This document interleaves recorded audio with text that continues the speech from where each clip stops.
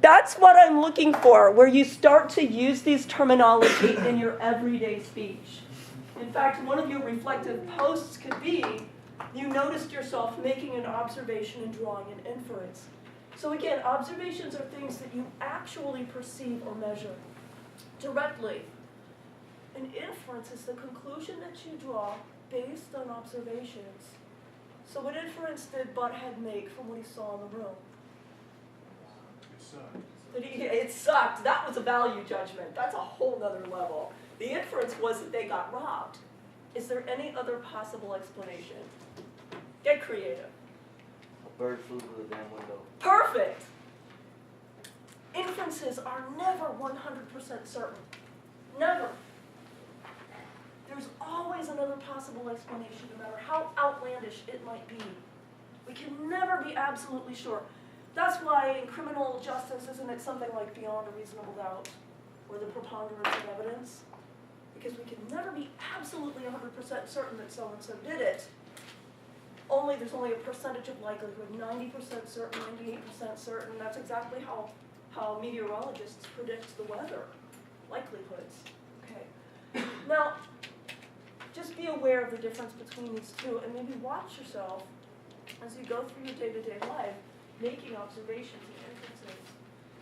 These are some other terms to learn. Put these into your handout. These are two other fancier words for observations. Phenomena, it's a plural noun, not a singular, is from a Greek word that means being revealed. So phenomena are things that we perceive, usually in the natural world, like the weather, for example, or even human behavior. The word data, used all the time now, is also a plural noun. It should be used as a plural. The data are, or the data show. Those data, these data, show. The singular form is datum. It literally means given. So data are anything that's just there. You didn't create it, it was just given. We often today use the word data to refer to observations that are quantitative, measurements, statistics, etc. So the word data gets thrown around an awful lot. All it means is observations, typically expressed quantitatively in the form of numbers. Okay, try this. In your journal, this is a journal entry now. Think of a time when you used the skill of observation and inference like Beavis and Butthead. It could be anything. Doesn't have to be the same kind of situation.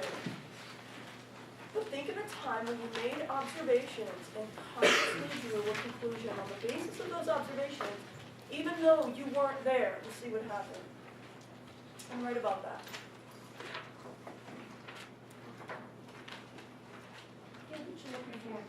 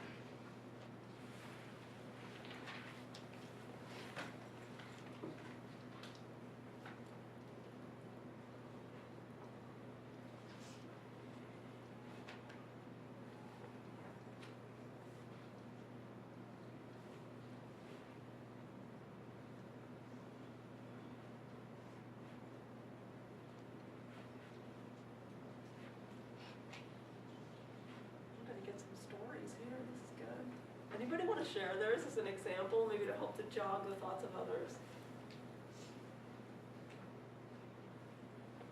Yes. I was driving and I seen skid marks and a broken light pole, but there was no cars or any police there or any workers, so I kind of inferred that someone slid in the pole and they're trying to clean it up. Perfect. And you used the verb form of the noun, infer. It's good. It's one of our verbs of thinking. The more reflective we become in our mindsets, the more we want to consider the words that we use to describe our own thought processes. And infer is a wonderful verb. Any others? We've allowed this stray cat to come and take up residence in our home. Our old cat used to go outside to go to the bathroom, so I never had to clean the litter box. But this one doesn't do that. It uses the litter box, but oh my god, it stinks so bad. It's like, I don't come and there's just this odor of blasting out of the basement. So naturally I automatically jump to the conclusion that the cat pooped in the cat box and I better clean it before my husband gets home. Because I infer, or maybe assume, that he'll be mad if he smells that. So we make inferences all the time about those everyday things. Any other examples? Okay, thanks. When I was a kid, when I would wake up. Sorry, in the morning, Alex, go ahead. When I was a kid, I would wake up in the morning and look to see if my mom's car was outside, and if not, then she went to work. I knew she went to work. Yeah, perfect. Very good example. Again, as you're going throughout your day, kind of notice these things. A reflective person with a disciplined mind will be aware of when they're making inferences. When you jump to a conclusion without really considering the evidence, that's an assumption. And those can sometimes get you into trouble. Okay. Let's see. I do want to point this out. I'm going to come back. This is a slide that's later in the presentation, but I do want to point out that the physical sciences and criminal investigation use this method. Observation and inference is ultimately all science is, nothing more. So I have a little demonstration I want to show you. Do we have a couple people who'd be willing to kind of come closer to where you can see what I'm doing and just shout out observations to the class as I do this. Just describe what's happening. You're gonna pour water into a bowl. Now you're making a prediction or a projection. That is a kind of inference, okay? To predict or project. Good words. You just added to our vocabulary for the class. To predict or project Trying to better my college. is to make an inference about the future based on present observation. Same thing. He thinks I'm going to pour water into that bowl. Trevor is predicting that that's what I'm going to do. Let me find the rest of my stuff. Trevor, can you be one of the observers then? But don't make any more inferences, just shout out observations.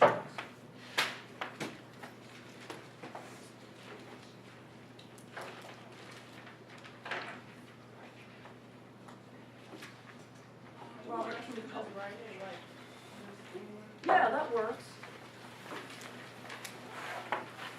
So this is science. The scientist confines him or herself only to observations, no assumptions, no jumping to conclusion. So I just want to see if a couple of you can do this. So those of you who are sitting near here who can see what I'm doing, just shout out pure observations. Try to avoid making inferences. One match is taken out. Excellent. That's detail. Oh, I know you're gonna do. One third water. That was an inference. Who said I'm going to light a match? Good. Well, just be aware that was an inference, not an observation. Right? It was a prediction. About 1/3 water. That's good. You're lighting a candle. Excellent. Good. Send the candle now. Set it in the bowl. The candle is in the water. Excellent. All Awesome. sides. You guys are good at this? Yes, it's that simple, the water. Just a few years before you Candle sucks the water.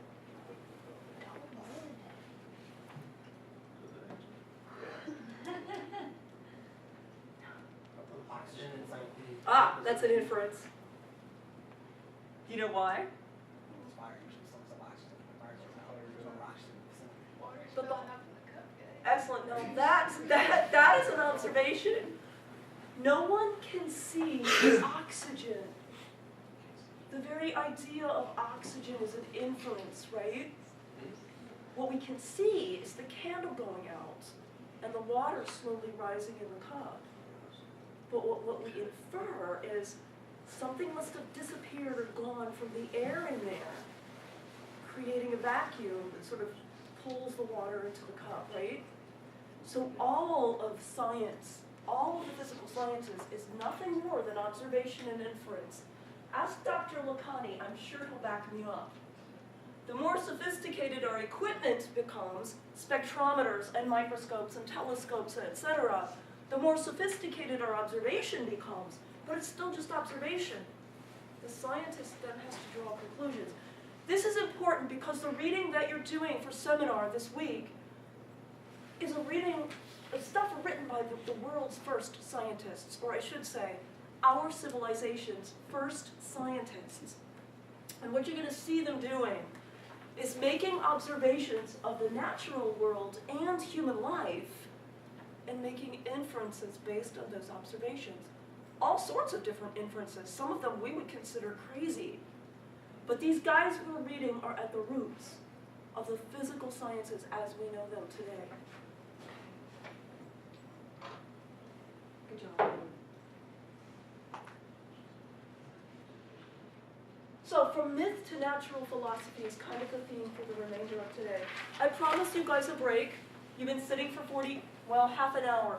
Now would be a good time to take one. Take a 5-minute break or so.